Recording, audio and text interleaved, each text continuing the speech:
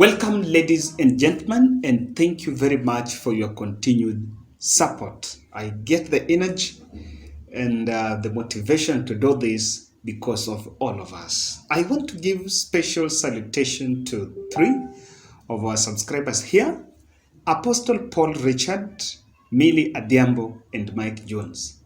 I do find time to check the comment section, not maybe after some 20 minutes after publishing a video, and I've realized that there are some of our top subscribers. Asanteni sana. I am a big fan of David Ndii. If you remember David Ndii, now he works for Deputy President. I don't know whether he works or he's a consultant at UDA to advance on practicability, or let me say, the applicability of the bottom-up economic model, and that is being integrated with the political messaging in the campaigns. In the run-up to 2017, he was working for Raila Odinga in the same position. And personally, I always feel like the person who bungled Raila Odinga's campaigns at some point in 2017 was David Ndii, because he made Raila to come out, or rather to leave that pushing, the opposition push for the government on talking about the corruption and some of the shortcomings of Jubilee government, and it turned the 2017 campaigns to an economic affair, economic revival. That is what is happening at UDA now. And I've also seen that the UDA team, or rather Deputy President, have actually anchored his August 9th general election on the bottom-up economic model. But I will tell you, at the end of this analysis, you will realize that Ruto is slowly dropping that bottom-up narrative. In politics, it is narrative, but in governance, it is a policy, if I'm not wrong. That's what I understand with that. Now, I want to check, I want to read for you a tweet from David Ndii. And before I read that tweet, can you remember some time back? I think I could not, I tried to do data mining, could not find it, that David Ndii once confirmed that he doesn't participate in elections to win, but to inform decisions, or rather to direct policy. That's what he said. Now, there is something he's saying that I think is exposing him, there are two, that is exposing him to be blackmailing Deputy President William Ruto. On 6th, that was yesterday, there was an interview at Spice FM, and a University of Nairobi lecturer was being analyzed. I was following that, was being interviewed. I was following that show. Then there is something that the Spice FM tweeted. They said, "We are using politics to solve economic problems." University of Nairobi lecturer and economics analyst Professor X.N. Iraki in the Situation Room. Then David Ndii retweeted that and posted something saying that economic problems are decidedly political. Economics as a discipline is only useful in providing policy analysis. Policy is politics. What David Ndii was saying here, if you get the semantics, the meaning from the semantics here, is that all these things we are complaining, or even what Deputy President is anchoring his campaigns on, what has not been done so far, cannot be solved by exclusively the economic model, but it is political. Let's leave that there. Yesterday, the wife, Mwende Gatabaki, was in a live interview in TV47. And in that interview, there is a question she was asked. So what was happening? Mwende Gatabaki was initially in UDA and was a governor aspirant from Kiambu, in Kiambu. He was seeking the governor seat through UDA. But she pulled out of UDA, and then she announced she was now going to seek that seat through the as an independent candidate. And I want to believe, I think David Ndii might have informed her that things were not going to be rosy, and so maybe she would not even get the UDA ticket. So she opted to go earlier. And remember, that means she moved after the party hopping. So this might have happened sometime there. So she was asked a question on this, and she said she was asked whether she's going to vie as an independent. Whether she was going to vie through the UDA, whether she was still going with the bottom up that was an economic model of UDA. And this is something she said. He's their strategic advisor. He is actually the initiator, the author, I would say that, of the bottom up economic model. The first conversation I had with him about running as governor of Kiambu, he's the first person who told me, but remember, bottom up economics model is not for Kiambu. You know, it's not for, he actually said two places. It's not for Kiambu, it's not for Nakuru. Why? Kiambu is a very wealthy county. How we will grow from where we are already, by the way, in Kenya, I would say a middle class. A middle class, okay. Yeah? If we were a country by ourselves, we would be a middle class country. Okay. We are already there. This is where all the other counties are aspiring to be. Okay. Bottom up economic model works for these other counties to get to the level where Kiambu is. Okay. So he's very clear in his mind. You know, so his alignment politically does not mean that also his economic thinking. No, actually, not. Yeah. So you can see that now. What can which are understandings that we can draw from this? Before we do that, I want to humbly request you to subscribe to our channel and also give this video a like, click the notification bell so that when we publish a video, you will always be notified. I want to look at this in just some four conclusions that I can make from this. Number one, David Ndii is blackmailing William Samoei Ruto.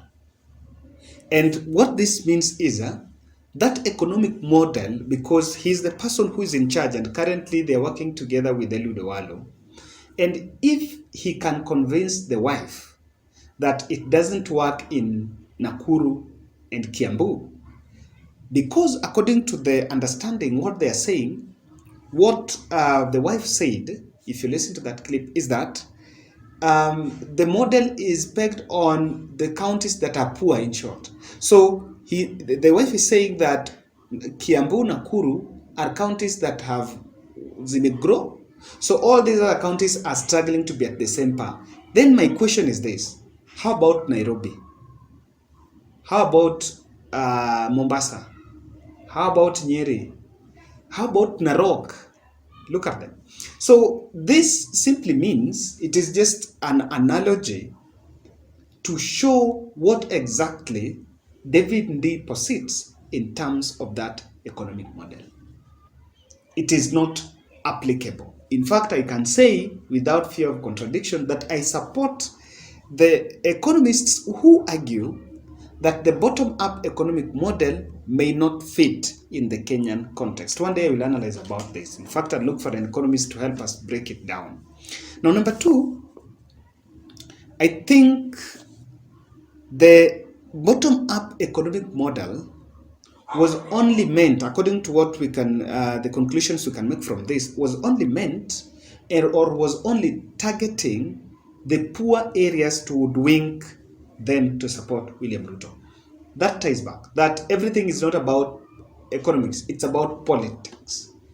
The model was not on the merit of supporting people. The economic model was just something, it was just a populist idea to make sure that you can build a euphoria around people, around his presidency.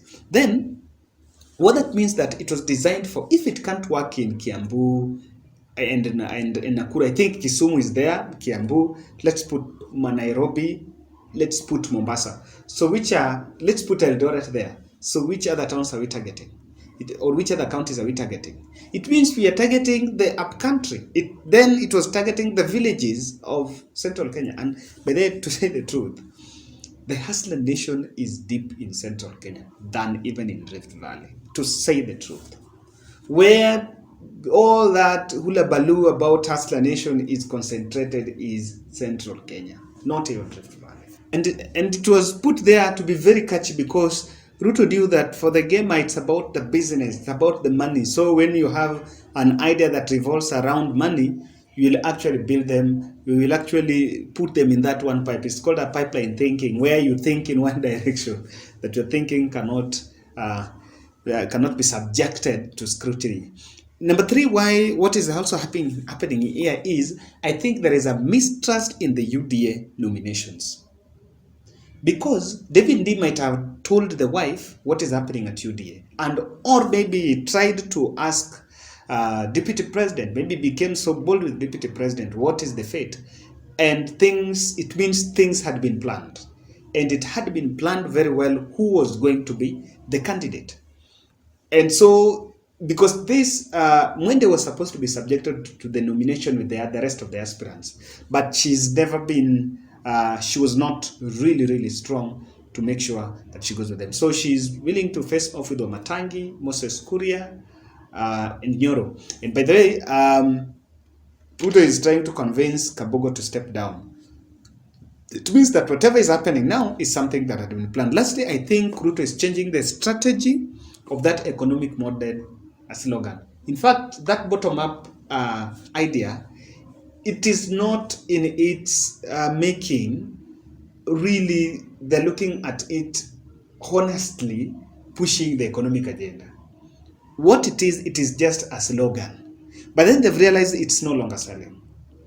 I once did analysis here and I was asking people, can you check when DP Ruto speaks in a rally, and he will always find a way of attack Raila, attack Uhuru, then after attacking Uhuru, then hapo mwisho ndo unasema forget about those people, support us because we have the model, or we have the economic model, and we have the party, and we have the candidate, all that. So can you challenge me, when he talks about that economic model, do people still buy it?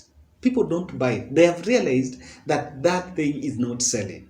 So what they are doing, or what they will do, is to make sure they sustain the onslaught and the attacks on President Uhuru Kenyatta and Raila Odinga. You try to raise the tempers high and draw the lines, bring the acrimony between people who support him and people who support this side. Wait, depend on turnout. Who is going to win at the end of the day?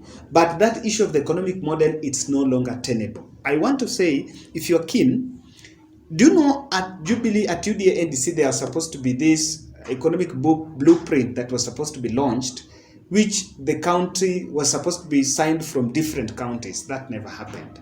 DP Ruto went to Central Kenya to launch something like that, the economic blueprint. It was only done in Nyeri.